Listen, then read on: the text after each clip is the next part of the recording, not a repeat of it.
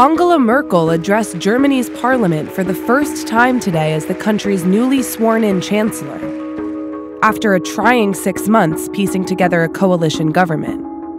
Outlining her plans for a fourth term, Merkel voiced a tougher stance on migrants. Das bedeutet dann aber auch, dass diejenigen, die keinen Anspruch auf Schutz haben, unser Land wieder verlassen müssen. Am besten über freiwillige Rückkehrprogramme mit einer Starthilfe im Heimatland, notfalls auch durch staatlich angeordnete Rückführung. Some foreigners trying to avoid exactly that outcome aren't putting their faith in the government, but in a different set of beliefs.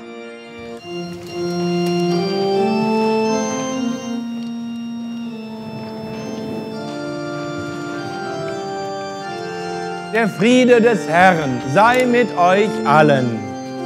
Amen. Im Namen Jesu Christi gebiete ich dir, weiche du unreiner Geist. At a traditional Lutheran Church service, Salman Barbari is hoping to start a new chapter in his life.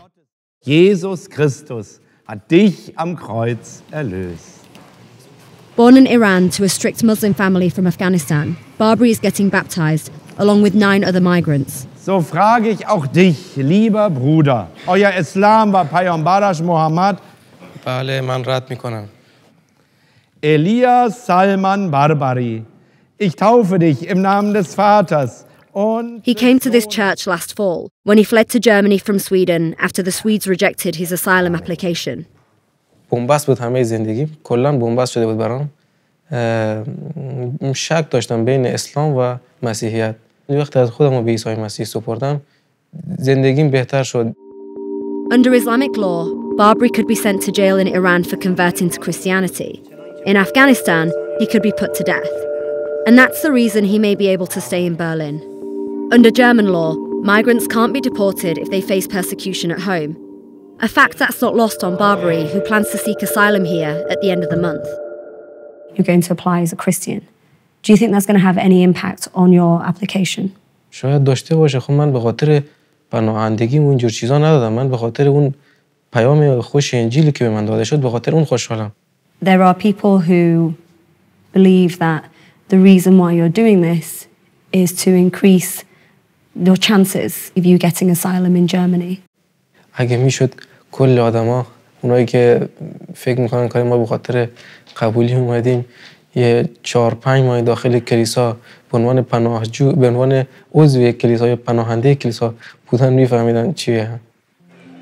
Right now, Barbari is living at Trinity Lutheran and hiding from police who traditionally don't enter churches. More than 20 other migrants are there with him.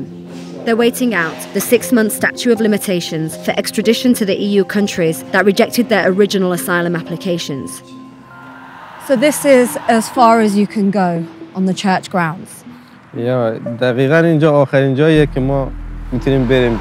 اگه پلیس ما رو بگیره دیگه هیچ مسئولیت بر عهده کلیسا نیست و میتونن ما رو دیپورت کنن. Gott möchte, dass wir in unserem Leben fröhlich sind. خدا میخواد که ما توی زندگیمون خوشحال باشیم. Pastor Gottfried Martins has been tending to migrants at this church since 2015.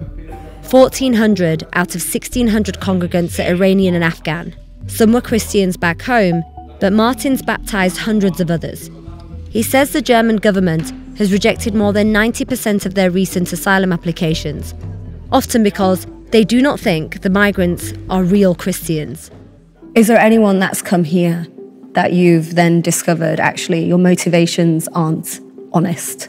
Of course, before we baptize somebody, we always have thorough examinations. And if those people do not convince me, I will not baptize them. Out of those who come to us and say we want to have baptismal class, perhaps 1/3 finally is baptized. What do you have to say to the government with regards to those who have converted to Christianity from your congregation that are applying for asylum? The state is a kind of secular version of the Holy Inquisition because the state says we can look into the hearts of those people and can say who is a true Christian or not. The German government doesn't track asylum applications based on religious grounds, but it did process more asylum applications than all other EU countries combined in the months leading up to Germany's 2017 election. That year, voters turned against Angela Merkel's migrant-friendly policies, and far-right sympathisers marched in the streets.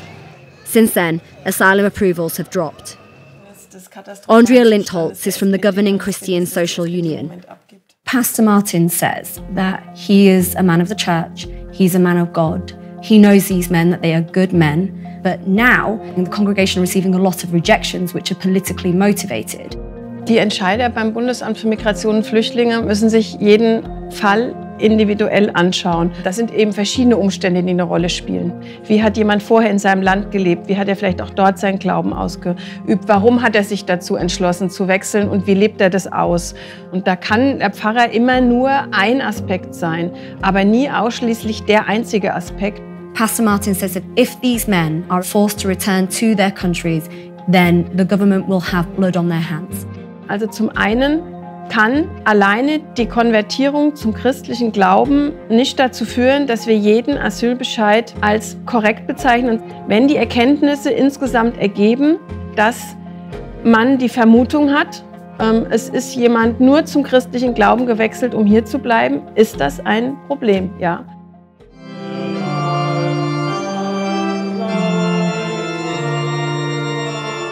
Hundreds of thousands of migrants have appealed the rejection of their asylum applications in German courts, and Barbari could soon be one of them. So far, about half of those appeals are successful. Martins takes some solace in that. Is there anything that would stop you from doing what you're currently doing? Death. Not before.